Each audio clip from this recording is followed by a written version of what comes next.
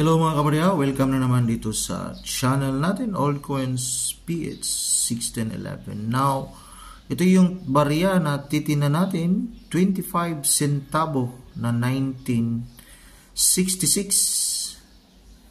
So, matanda or may edad na rin itong baryang ito, 1966.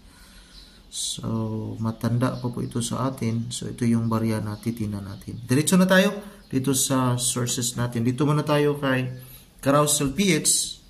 So, dito kay Carousel PH may seller tayo na nakita. So, 1966, 25 centavos. So, Singaporean dollar yata ito, nasa 10. So, pag nasa 42 yata yung 1 Singaporean dollar to peso, so nasa 420 yung selling value. So, 3 months ago by SG Cute. Ganda ng pangalan na nilagay. SG Cute.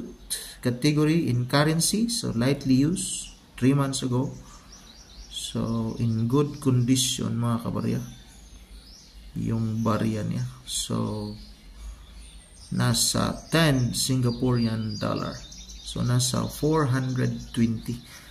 While try natin tingnan, dito tayo kay in.numista.com. So, 1966.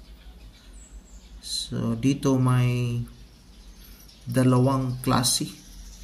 May 30%, may 35% mga kabarya. Dito, sa 30%, yung uncirculated, umabot ng 86 pesos. Pinakamababa, very good, 21. Pero dito kay 35%, ito yung 6 rings of smoke. Ito 8 yung smoke, yung usok 56 yung uncirculated. Pinakabababa, very good. Yung good 5.60, very good 10. Yan lang po. So, wala po tayong nakita na ibang seller dito sa ngayon sa baryang ito na year na 1966. Maraming salamat and God bless.